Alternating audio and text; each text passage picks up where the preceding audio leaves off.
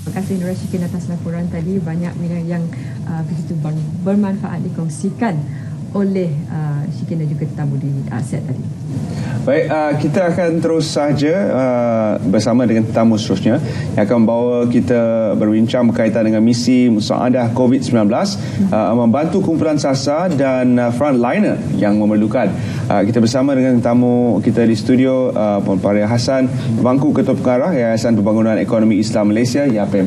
Terima kasih kerana bersama kami pagi ini. Terima kasih juga kepada Presiden Saleha pagi ini. Dan banyak yang kita sebutkan dalam kumpulan SASA itu, siapakah yang dimaksudkan sebagai kumpulan SASA, dan juga frontliner memang kita sedia maklum siapa mereka, dan siapakah yang akan memberi sumbangan tersebut kepada mereka ini? Sebenarnya YAPIM ni kita telah lama bergerak dalam program pembangunan sosioekonomi dan amal jariah. Jadi terutamanya dalam program Food Bank YAPIM. Tahun ini saja kita melaksanakan program Food Bank YAPIM 2.0. Dan sebenarnya apabila tempoh PKP ni, YAPIM teruskan saja program-program kita telah laksanakan. Jadi cuma dalam tempoh ni kita bergerak secara lebih agresif lah. Sebab kita ingin membantu kumpulan SASA. Memang kita ada, iaitu daripada kalangan B40, golongan miskin, golongan yang satu lagi golongan yang ada sekarang ni yang mudah miskin. Maksudnya apabila berlaku dalam tempoh PKP, ramai tidak dapat bekerja dan sebagainya, ramai kehilangan pekerjaan dan mereka memerlukan bantuan. Dan YAPIM kita tampil dengan inisiatif yang terus kita laksanakan ini dalam menyantuni masyarakat, terutamanya dalam program Food Bank lah. Jadi kumpulan SASA ni memang kita kena pasti dari semasa ke semasa, dan memang melalui yang sudah ada di dalam pakalan data ataupun database kita sendiri.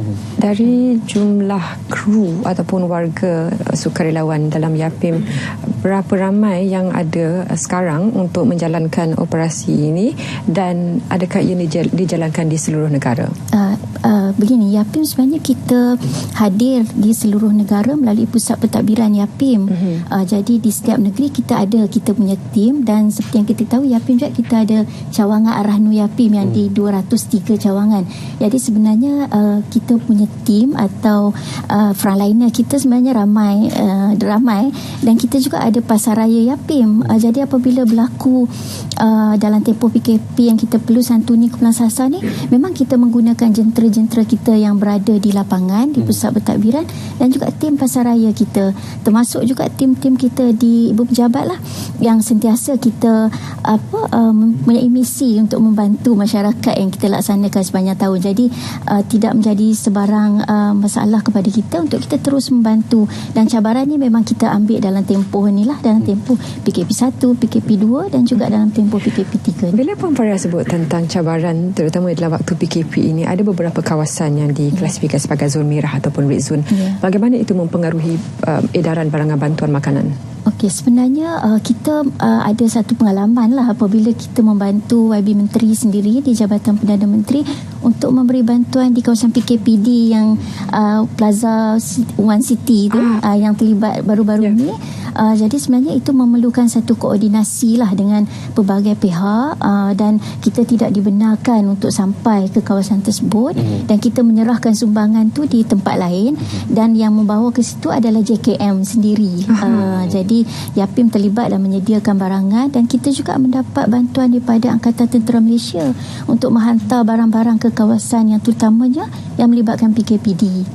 Jadi kolaborasi strategik itu sangat penting dalam masa-masa inilah untuk kita dapat sampaikan sumbangan tu hingga ke kumpulan SASA yang lebih ke akar umbi jugalah kalau kita nak bagi pada masa ini. Jadi apakah amalan-amalan dan langkah-langkah penjagaan keselamatan dan kesihatan yang diamalkan oleh tim YAPIM dalam pada meneruskan program ini? Kita sentiasa mengikut apa yang dikeluarkan oleh KKM kan. Seperti kalau kita ketahui setiap petugas kita nak masuk kerja kena ambil suhu badan kan. Macam kita datang ke RTM kita kena ambil suhu badan, memakai topeng muka, hand sanitizer kan. Jadi kita juga merekod setiap hari petugas kita yang masuk bekerja tu ada rekod mereka. Jadi kita akan simpan rekod tersebut lah. Dan YAPIM juga pekerja kita kena clock in secara maya. Kita ada clock in sistem yang online. Mereka perlu clock in di manakah site mereka berada. Jadi automatically akan detect di mana mereka berada lah, supaya kita sentiasa mengambil kebajikan pegawai-pegawai staf kita jugalah. Sebab bila dia nak berurusan dengan masyarakat, dia pun kena sihat, dia pun kena amalkan satu amalan yang sihat lah. Food bank ataupun simpanan makanan ini bukan satu sistem yang sangat penting, dan dari segi stok ataupun penyimpanan, bagaimana saiz dari segi inventory yang disimpan, sebab kita kadang-kadang beras pun tak boleh simpan lama. Jadi dari segi pengawalan kualiti barangan itu bagaimana dijalankan oleh pihak Yapim? Yapim, tadi saya ada bagi tahu yang kita ada pasaraya Yapim. Pasaraya Yapim ni di utara, cuma di tengah ni kita ada satu pusat agihan lah yang kita laksanakan. Cuma dalam tempoh PKP ni kita tahu stoknya memang cepat lah. Kalau kita guna first in first out pun dia memang cepat. Dalam within a day pun stok kita dah keluar. Sebab Yapim bukan saja kita yang melaksanakan program food bank ini, tapi kita juga membekalkan atau pada sesiapa yang berminat, sebab kita ada program jom beli dan sumbang juga. Jadi banyak di antara institusi yang membeli barangan yang kita atau mendapatkan pembekalan. Jadi pembekalan kita tu cepat, tapi proses penyimpanan tu ada di tempat yang kita akan jagalah di persekitaran, kualiti, suhu dan sebagainya, supaya seperti yang kita tahu beras kan, dia kalau sambil letak nanti akan macam-macam lah nanti kan, bila kita bagi kepada masyarakat kualiti tak elok. Jadi dia juga akan membawa satu imej yang tak baik lah kepada institusi yang kebajikan seperti Yapim ini. Kalau kita lihat kepada frontliner yang sentiasa dikerahkan untuk membantu menjaga keamanan dan juga keselamatan dalam tempoh PKP ini, siapakah yang memerlukan bantuan ataupun apakah bantuan tambahan yang kita hulurkan kepada mereka di barisan hadapan? Terutama sekali saya rasa yang memerlukan bantuan adalah mereka yang betul-betul bertugas di checkpoint. Kerana kita sentiasa memandang rendah kepada apa yang mereka lakukan. Kadang-kadang kita rasa kita tidak boleh bersimpati dengan mereka, tapi apa yang kita dapat lihat, ramai yang turun seperti Yapim untuk membantu memberikan makanan dan juga minuman tambahan untuk mereka sentiasa cergas sepanjang tempoh PKP ini. Yapim kita ada panggil ready to eat lah. Untuk ready to eat ni sebenarnya ada makanan yang siap dimasak ataupun makanan kering, sebab di setengah-setengah tempat, contohnya di PDRM sendiri ada request daripada kita barang yang biskut, makanan yang senang untuk dibawa ke mana-mana dan lebih tahan lama, seperti air kan, dan sebagainya. Bila mereka bertugas tu mereka memerlukan, kadang-kadang kita melihat juga kepada permintaan mereka, contohnya pada petugas KKM, sebahagiannya memerlukan makanan yang mungkin terus dimakan, tapi bila yang memerlukan yang perlu disimpan sedikit lama tu, so kita santuni mereka dengan makanan yang lebih tahan lama lah.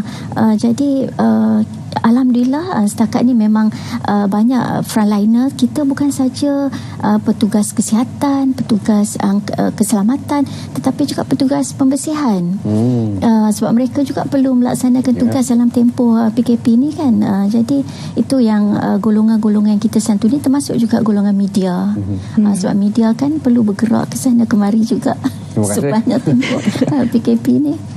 Sebelum kita tanyakan tentang dari segi mekanisme penyaluran bantuan yang lebih sistematik, manakala Yapim memang sangat berpengalaman dalam misi seperti ini, kita ingin ke Pulau Pinang terlebih dahulu bersama Abdullah Mayudin untuk kita saksikan laporan dari sana. Silakan.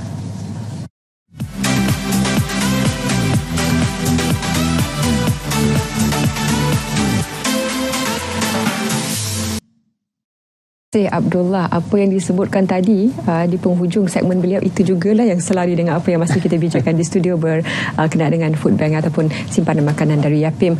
Puan Farihah, ramai sebenarnya rakyat Malaysia ni yang sangat pemurah bila diajukan dalam platform apa sekalipun. Sekiranya sekolongan kumpulan memerlukan bantuan, ramai yang ingin tampil dan memberikan. Tapi bagaimana dari segi memastikan sistematik atau tidak saluran bantuan tersebut supaya tidak bertindan, dan bagaimana sekiranya untuk mengetahui, sebab macam mana kita nak tahu mereka dah dapat, ada yang belum dapat, supaya tidak ada yang tercicir dalam misi ini.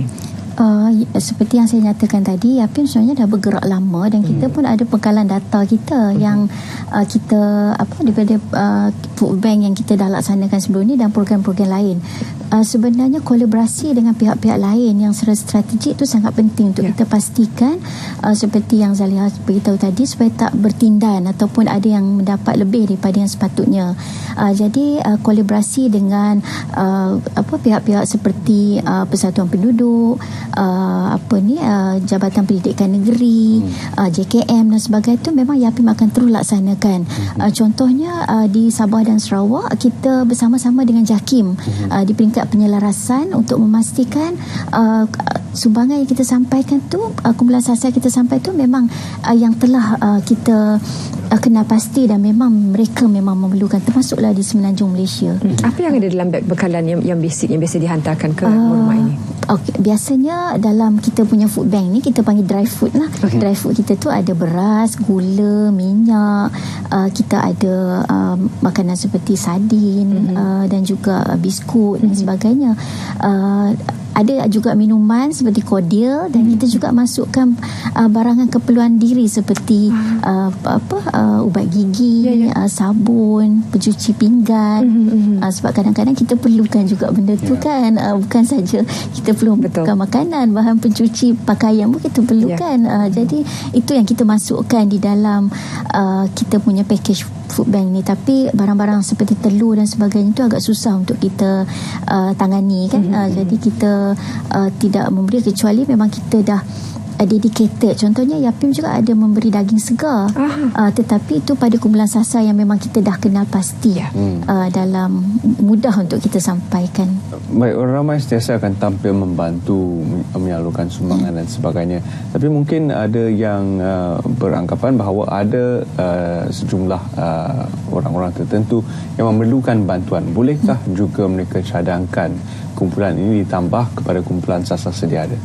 YAPIM juga selain daripada kumpulan sasar yang kita ada, kita juga membuka ruang kepada mana-mana institusi atau pertubuhan untuk memohon kepada kita, dan kita juga membuka ruang secara ad hoc. Kita ada peruntukan secara ad hoc.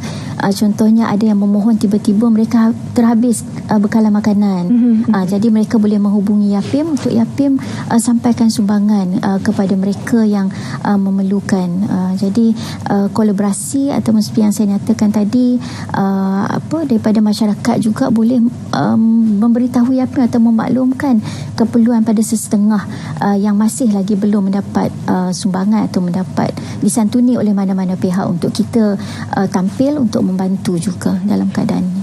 Bagi keluarga yang ada warga emas ataupun bayi, anak kecil, apakah ada sebarang permintaan yang mereka boleh ajukan kepada YAPIM dalam saluran bantuan ini? Dalam itu kita ada sedikit peruntukan untuk ad hoc, dan sekiranya mereka perlukan keperluan seperti susu dan sebagainya, kita akan cuba untuk menangani setakat mana capaian atau accessibility yang kita ada melalui Pusat Pentadbiran Negeri. Dan YAPIM juga sekiranya tidak capaian kita tidak sampai, kita perlu mendapatkan sokongan daripada pihak-pihak lain lah untuk membantu kita untuk menyampaikan sumbangan itu kepada mereka yang memerlukan.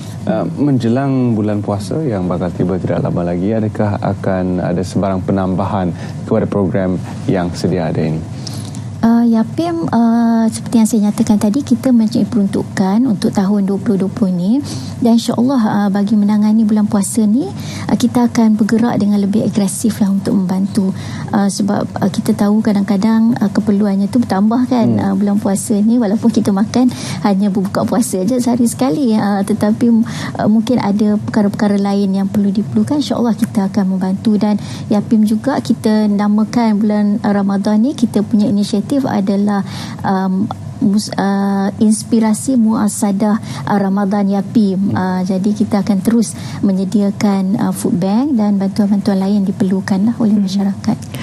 Mungkin Puan boleh juga ceritakan lebih lanjut kepada para penonton tentang pasaraya YAPIM ini, dari segi taburannya dan bagaimana masyarakat boleh memegang peranan yang lebih aktif untuk menyokong satu operasi ini. Setakat ni pasaraya YAPIM ni kita ada di utara, 2 di Negeri Kedah, 2 di Pulau Pinang dan satu di Perak di kawasan hutan melintang.